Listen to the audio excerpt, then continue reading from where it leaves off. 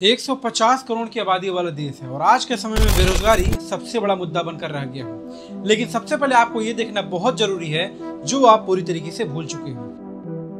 घर में पढ़ाई का माहौल था जी। पिताजी ने हमेशा पढ़ने को बढ़ावा दिया, पर नौकरी ना मिली। वो तो उन्हें मिली जिनकी पहचान थी। ज्यादा नौकरी है भी ना, विकास हो तो ही नौकरी निकले ना। आज सुबह मेरे घर की बेल बजी। नमस्कार।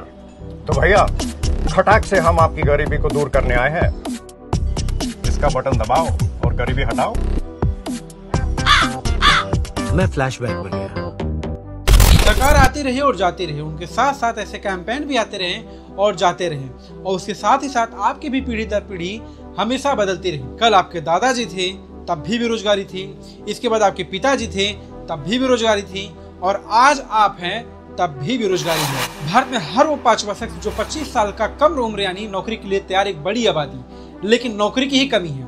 क्या भारत में नौकरी की कमी पड़ गई है या फिर आज का युवा आने वाली नौकरी के लिए तैयार नहीं है?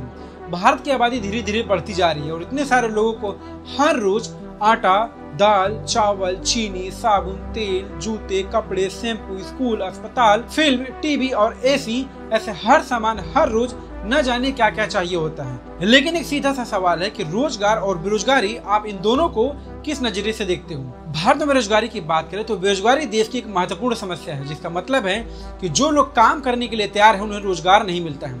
इंडिया एम्प्लॉयमेंट रिपोर्ट 2024 के अनुसार देश में हर 3 में से 1 युवा बेरोजगार बैठा है। अनएम्प्लॉयमेंट रेट 29% हो चुका है, वो भी उन लोगों में जिनके पास कोई ग्रेजुएट या अदर कोई बैचलर डिग्री है। आज के समय में इंडिया 5th इकोनॉमिक कंट्री बन चुका है, लेकिन इस इकोनॉमी में आज के युवाओं के लिए कुछ भी नहीं रखा है।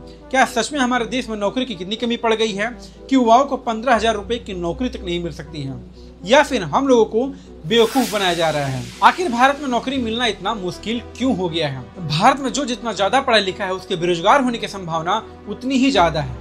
अंतरराष्ट्रीय श्रम संगठन की ताजा रिपोर्ट कहती है कि देश के बेरोजगारों में 80% युवा हैं। ऐसे में देश में सबसे ज्यादा बेरोजगारी वाले राज्यों में 37.6% के साथ हरियाणा पहले नंबर पर है, वहीं 30.8% के साथ राजस्थान दूसरे नंबर पर है, जबकि 0.5% के साथ सबसे कम बेरोजगारी वाले राज्यों में मध्य प्रदेश अव्वल नंबर पर रहा है। हरियाणा लगातार दूसरी बार सबसे ज्यादा बेरोजगारी वाले राज्यों की लिस्ट में सबसे नंबर 1 पर है। और पंजाब की बात करें तो पंजाब के कुछ यंग लड़के और लड़कियां अब धीरे धीरे ड्रग्स के एडिक्ट होते जा रहे हैं और वहाँ के गलियों में खुले आम आपको ड्रग्स बिकते हुए दिख जाएंगे।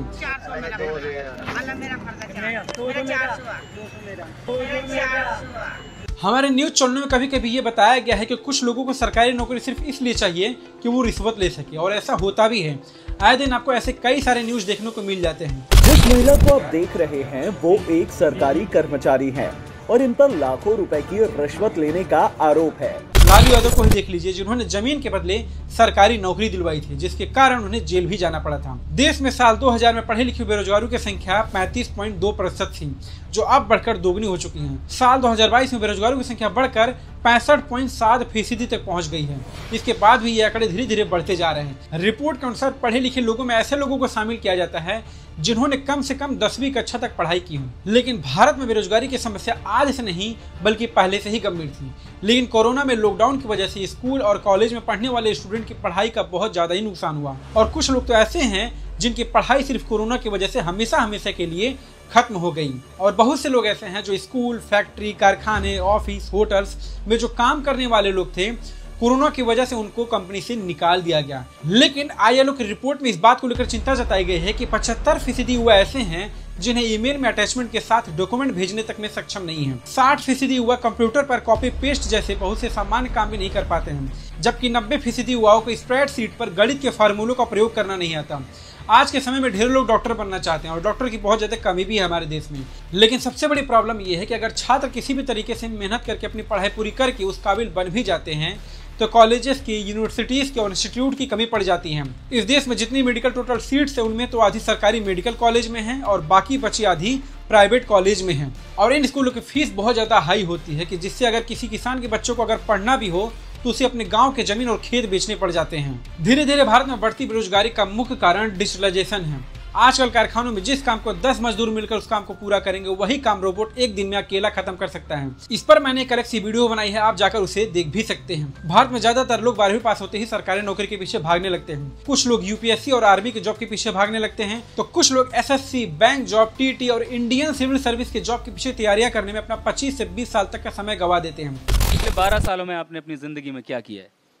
जिंदगी में सर पढ़ते गया, डिग्री लेते गया। मैंने 3 सब्जेक्ट में पोस्ट ग्रेजुएट किया, बीएड किया, सीटेट क्वालिफाइड है, नेट क्वालिफाइड है सर। और सीजीएल मेरा एक ड्रीम जॉब था कि हम एक अच्छा नौकरी पाएंगे, रांची की राजधानी में रहेंगे, क्योंकि हम एक गांव से बिलोंग करते थे सर। देखते थे कि लोग इतने अच्छे प्रोफाइल में जॉब करते हैं, तो मेरी भी एक सपना थी। अगर इतने सालों के बाद सिलेक्शन हो गया तो अच्छी बात है, नहीं तो कोई छोटी मोटी जॉब पकड़ लेते हैं या फिर ट्यूशन पढ़ाकर अपना गुजारा करने लगते हैं।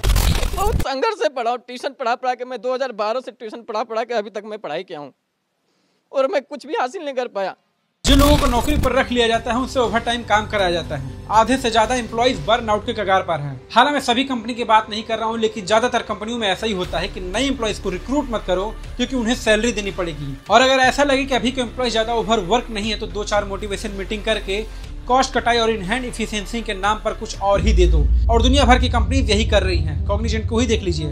कॉग्निजेंट 2023 में 3500 वर्कर्स को अपनी कंपनी से बाहर निकाल देती है। अमेजॉन 2023 के पहले 3 महीने में 27,000 लोग अपनी कंपनी से बाहर निकाल देती है। और अगर ट्विटर की बात करें तो ट्विटर कंपनी में सिर्फ इंडिया से 80 लोग ही बच गए हैं। यहाँ पर एक चीज साफ साफ देखने को मिलती है कि जो कंपनी जितनी ज्यादा बड़ी होती है, उसका जॉब ग्रोथ रेट उतना ही ज्यादा नीचे होता है। अमेजॉन को ही देख लीजिए कि इनका मार्केट पे 214.62 मिलियन है इंडियन रुपीज में, लेकिन इनकी कंपनी में वर्कर कितने हैं? जनवरी 2023 की रिपोर्ट के हिसाब से सिर्फ 1 लाख वर्कर हैं इनकी कंपनी में। कुल मिलाकर कहने वाली बात यह है कि ऐसा नहीं है कि बहुत से लोगों के पास स्किल्स नहीं है, इसलिए उनको जॉब नहीं मिल रही है, बल्कि नौकरियों की ही कमी है।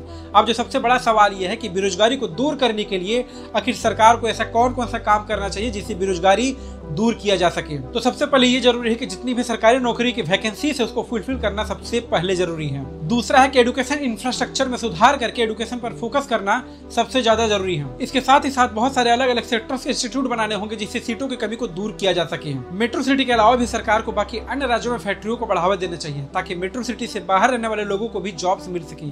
आजकल के अधिकतर इंजीनियर्स हैदराबाद में हैं, और आज हैदराबाद IT हब इसलिए बन पाया है कि वहाँ के सरकार ने तकनीकी क्षेत्र को बढ़ावा दिया, और धीरे धीरे कोलकाता भी इस क्षेत्र में आगे बढ़ रहा है। और उसके साथ ही साथ सरकार को छोटे कारखानों पर भी ध्यान देना चाहिए, ताकि कम पढ़े लिखे लोगों को भी नौकरी मिल सके। और रही सबसे जरूरी बात कि ना तो आप भगवान के भरोसे बैठो और ना ही आप सरकार के भरोसे बैठो कि मुझे अच्छी नौकरी मिल ही जाएगी, क्योंकि मैं तो दिन रात पढ़ाई कर ही रहा हूँ। तो यहाँ मैं आपको बता दूं कि एक होता है स्मार्ट वर्क और एक होता है हार्ड वर्क। अगर आप हार्ड वर्क कर रहे हो और सिर्फ एक ही रास्ते पर एक ही सेक्टर के पीछे भाग रहे हो, तो आपको उसमें जॉब मिल भी सकती है और नहीं भी मिल सकती है। इसलिए स्मार्टली आप समय समय पर कई सारे स्कोप या स्किल्स में ध्यान देते रहो, फिर चाहे वह सोशल मीडिया हो या फिर कुछ भी। ऐसे कई सारे अलग अलग काम सीखो, क्योंकि घर पर बैठे रहने से, शॉर्ट्स और इंस्टाग्राम वीडियो में अपना समय गंवाने से अच्छा है कि कुछ नई नई स्किल्स को आपके अंदर आती रहे, ताकि आपको कहीं भी कोई एक अच्छी जॉब मिल सके। क्योंकि कोई भी काम छोटा या बड़ा नहीं होता, लेकिन उस काम को करने से पहले आपका पूरा फोकस उस काम में होना सबसे ज्यादा जरूरी है। तो आज की वीडियो बस यहीं तक। अगर यह वीडियो आपको पसंद आई तो प्लीज वीडियो को लाइक और सब्सक्राइब जरूर करिएगा।